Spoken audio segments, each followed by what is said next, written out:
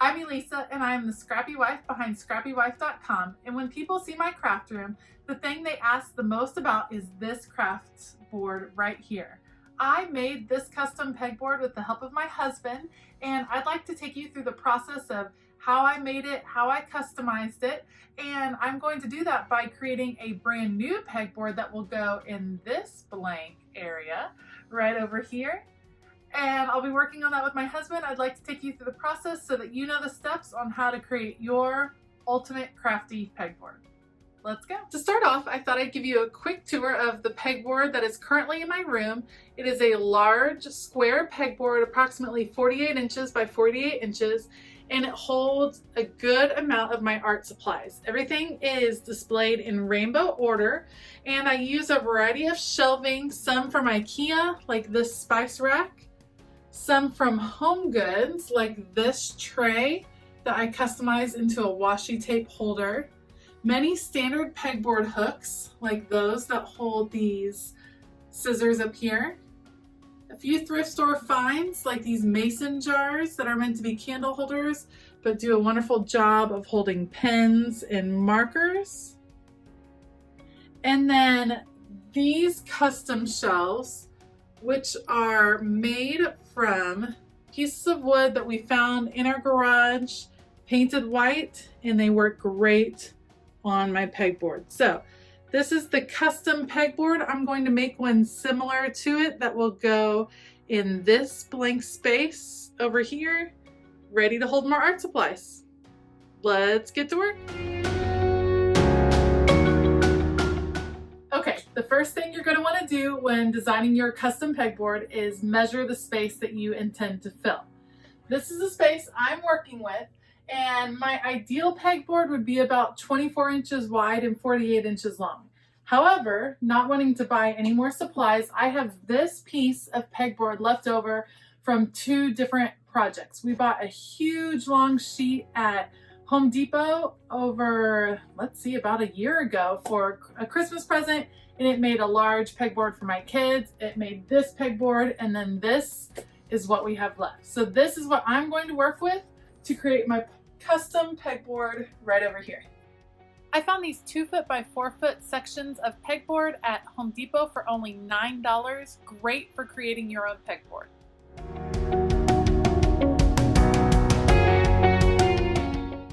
Customizing my pegboard background is actually going to be a multiple step process. Before I put the border around the pegboard, I'm going to use this tissue paper with the gold lines to add a design in the background. And I picked this mostly, I could not find the same gold dot tissue paper that is on my pegboard up here, but I thought the gold would kind of pick up the same feel. And so I'm going to put this on the background. I am using Mod Podge. I just happen to be using gloss because it's what I have. I have this enormous 32-ounce thing of gloss Mod Podge. I'm going to use that. And then I will be assembling the border around my pegboard. And I'll show you how that happens. And after the border is on, I am going to add a little detail, just like I did with this Jane Davenport large rub-on right here with this girl. I'm going to use a napkin, and this girl is very similar. I'm going to cut her out and add her to the corner of my pegboard, and I'm just waiting because I want to see how the border hits before I apply her so that she doesn't get covered up too much. All right, I will put you on time lapse and show you how I Mod Podge the back of my pegboard.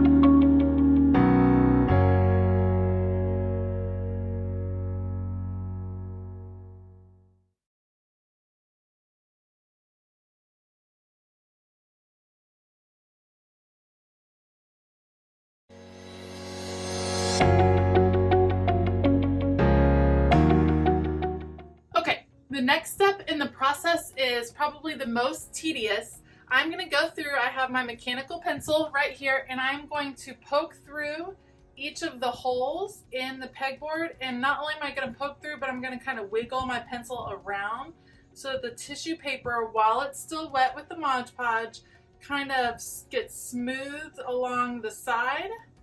And if I have any that come up, I can add a little bit more Mod Podge in that area. When you're working on this part, I recommend putting on a movie, sitting in your living room and just working away. Better yet, put on my YouTube channel and check it out from there. Anyway, I'll put you again on time lapse because no one wants to see this, and I will get these holes poked out and we'll be ready to go.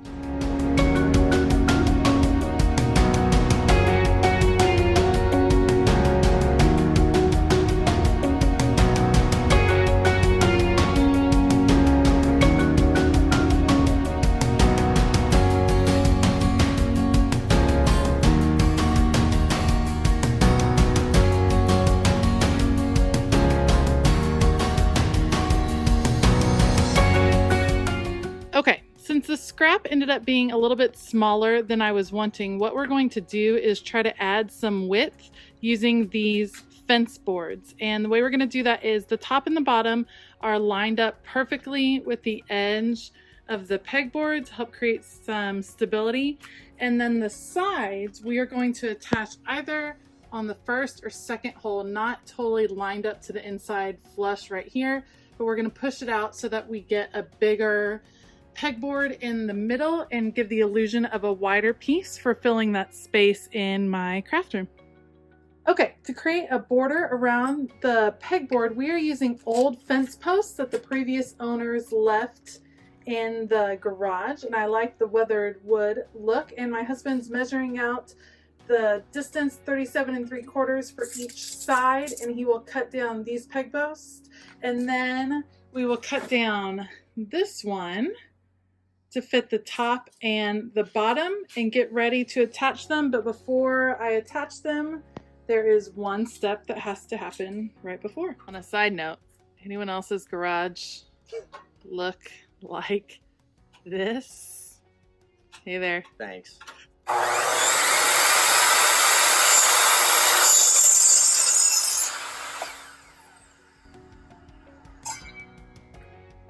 This is probably a good example of maybe we should have measured twice and cut once.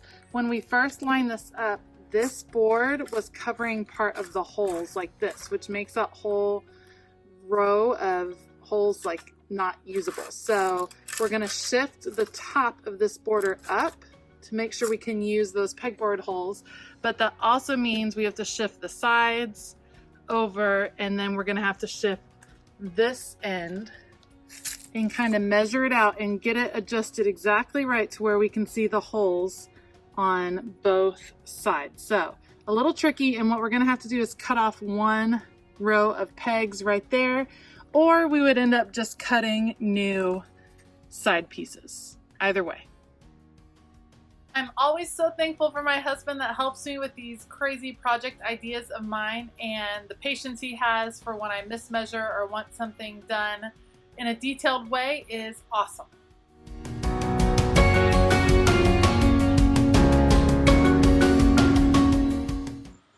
This is the part we had to be the most careful on. We used clamps to put the fence boards against the pegboard exactly where I wanted it, and then we flipped over the pegboard. So this is the back side of the pegboard, and my husband is using screws that are going through the holes of the pegboard and attaching to the fence board. The screws had to be long enough to attach, but short enough to not go all the way through the fence boards, and that's how we are attaching the border all the way around without seeing any marks.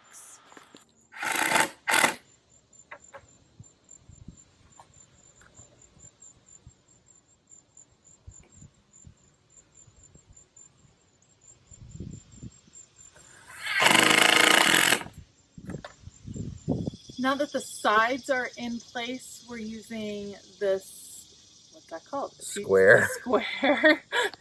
We're using the square to shore up the ends and measure how long the top and the bottom should be. Drawing a line and then preparing to cut those last couple pieces. about to storm outside, but we are trying to get this last bit of the project in before it rains. Wish us luck.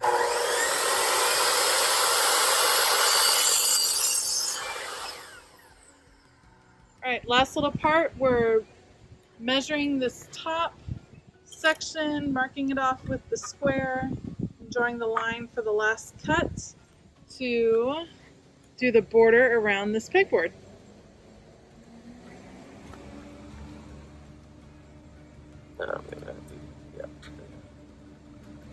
And there's the garbage truck in the background. Okay, we're preparing to screw in the last part. This is definitely an imperfect look, but we're able to use materials we already had on hand, and I like the rustic look.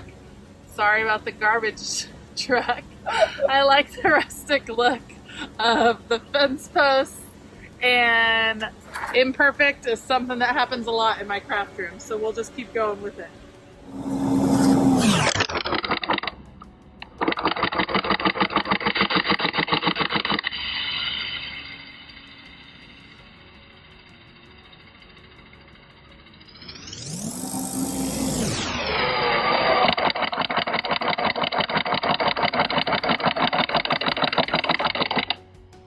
Okay, we're trying to film the rest of this, but the storm is coming in and the garbage truck is here and loud. That guy looks worried.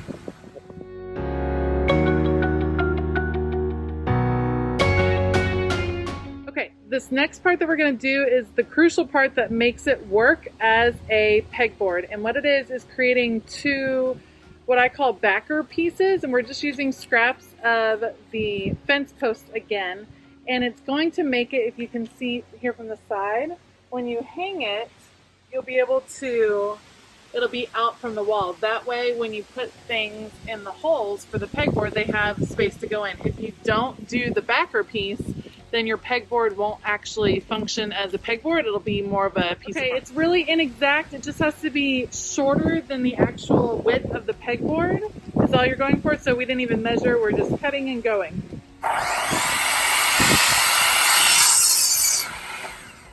And beating the storm, hopefully. Guys, look at this crazy storm. We were out here 2 minutes ago and it looks a little bit crazy. Okay, the backer piece is flush to the top so it doesn't cover up any of the holes that I'd like to use as part of my pegboard. Just a couple of screws. As you can see, we moved the operation inside. Go ahead. And because the storm is coming fast and furious outside. This is love, folks.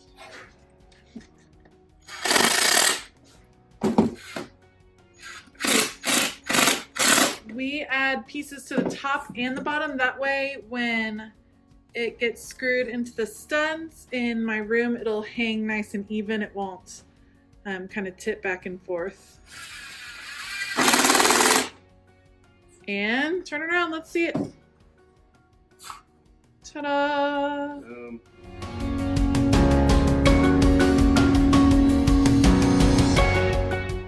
My puppy gets settled in for the evening. The last step on this project tonight will be to use Mod Podge to cover and attach this napkin from Jane Davenport. I trimmed around the edge of this girl and added a nice little sentiment up in the corner right there.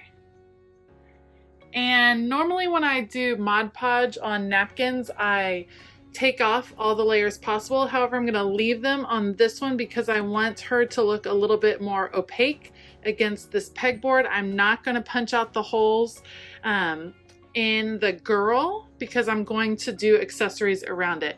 I'll also cover the whole pegboard again, all of the inside part with Mod Podge, another layer to make sure it's nice and secure. And then once it's dried overnight, tomorrow we will hang it up over here and I will accessorize it, and this project will be done.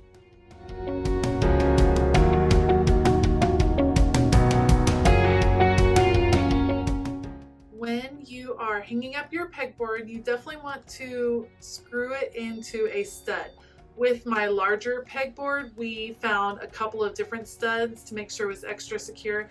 This one is not quite wide enough to reach 2 different studs, but that's okay. We're marking off where they are. We'll position the pegboard and then screw straight into there on the top and the bottom.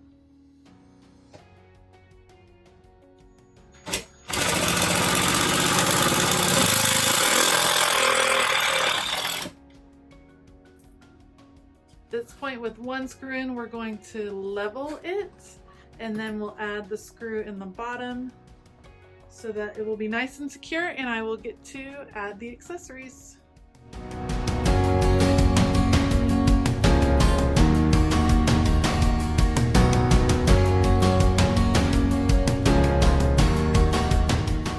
Any home improvement store is going to offer a variety of accessories that you can use with your pegboard.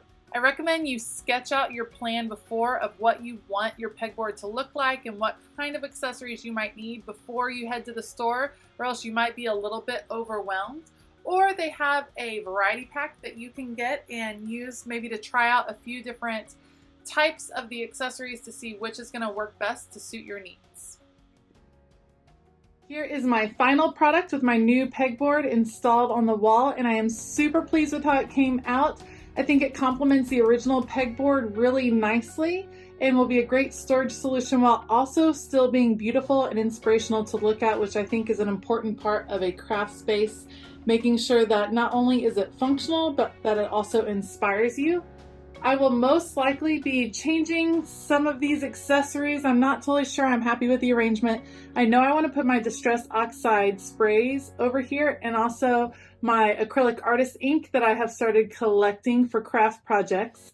So far I also have some metallic paint stored over there and beginnings of a few of my Jane Davenport supplies in those hanging mason jars that I got on clearance at Hobby Lobby for $1.25 a piece, which was a fantastic deal. But that is the big pro of pegboards, is that you can change it up as you need and change it to fit your needs, which is why I think it is a great storage solution for any craft space.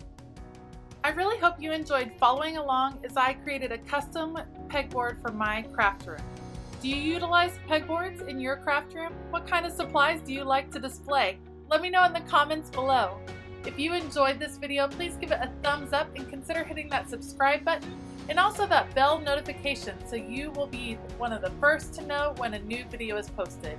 I hope you have a fantastic day, and as always, keep it creative.